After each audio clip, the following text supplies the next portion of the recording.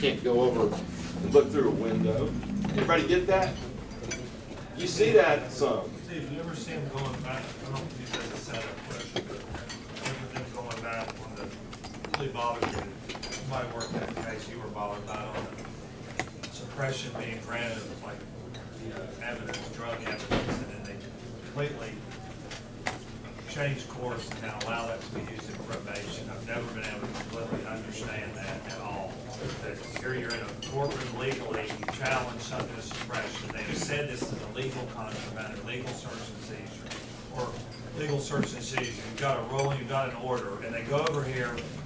I'm not trying to set you up, I'm just saying it really disturbed me. I think a lot of attorneys that, you know, how did they switch gears and get to that? This will be my last point today, and afterwards you can come up to me and call me if you have some questions, because you probably need to move along a little bit. That case originally started out was I won a motion to suppress on a new charge in Colony County. The same guy gets brought over to Douglas County, and I filed the same motion to suppress in his probation revocation. They were using the new charge I beat in Paulding, they dismissed, based on a motion to suppress granted.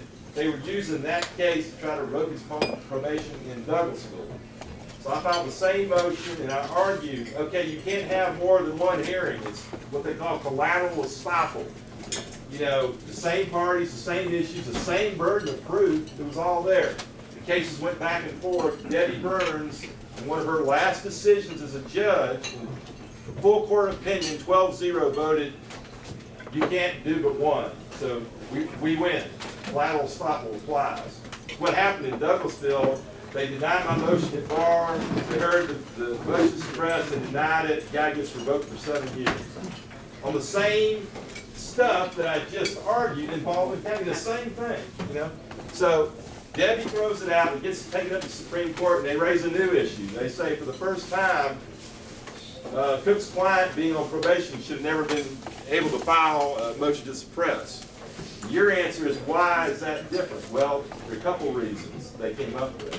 First reason is OCJ 17-5-30 says that the remedy can be asserted in any trial. It uses the words any trial.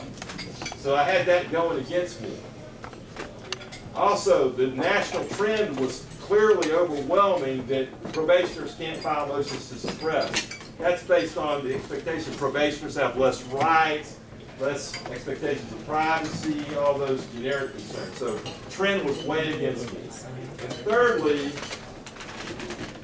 we lost because the Supreme Court said, okay, the 37 years of case law from the Georgia Court of Appeals that says you can do this, the concept of stare decisis is not persuasive to us. 37 years of what you would think is settled law in Georgia for citizens to do this was overturned because the court just didn't see that. The Supreme Court had ruled on it, so we're not bound by it. We know it's been the practice, but no more. So, but it had to do with the wording of 17-5-30. Right. They also naively making the point that we don't believe police officers will use probation revocations and probationary issues to get into somebody's search. You're right, We'll brother. never do that. No. I've seen that happen. If I got the right case where that happened, the flagrant, Right. you know, we're targeting you, it's a flagrant violation, I'd be tempted to bring it back because there are some circuits that follow that. If the violation is out of control violation, a probationer can't assert it. And I asked the court to implement that when they ruled against me, they said no. Does it have anything to do with the officer still testify on a preponderance standard to the drugs, even though you've suppressed them in the trial court level? Does it matter? Well, that was the argument to the Court of Appeals, and they ruled in favor. They said you can't have two hearings. They said Paulding County Court ruling You send the person control. to prison on a revocation where the drugs have been basically found to be under illegal search and seizure. Does that matter? Yeah. Because it doesn't matter. in That revocation. matters. They enjoy, the court says they enjoy less privacy rights. That's what it says. And Georgia, the Georgia statutory law didn't cover that enough. But if 7530 said any trials and any other hearings, we'd have a different outcome. Okay? That's all. Wait, we have the team tally here. I had one last question here. I'll just throw it out to the group, and I'm just curious. Is this a 5-point question? This is the 5-point question. Okay? If an officer smells the odor of marijuana on somebody's person, does that give them probable cause to search the person? I'm looking for a good explanation. Birds or grooms? Searching the car, smelling burnt marijuana.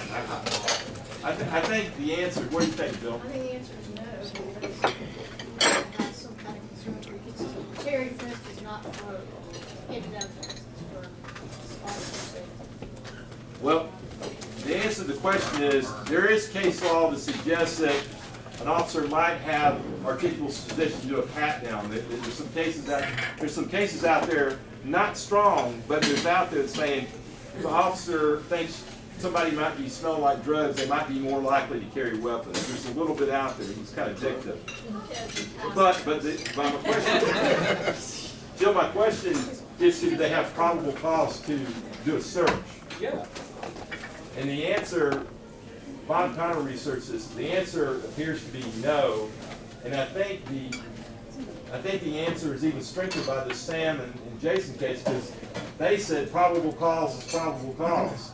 So that if you have to have a search warrant to search a house based on the road, why, this is not an automobile exception. You ought to have a search warrant to search somebody without consent. So I don't think they do. All right. Okay, Steve. Our public our castle, Oh, it's our body, the bodily integrity. If you would, right. Okay. The winner of the contest, recipient of 6 gift certificates, is Team Harris. And that's for you. That's your prize for working here. That's your Shining Light Award. Shining light on the esoteric subject. And y'all give Steve a round of applause.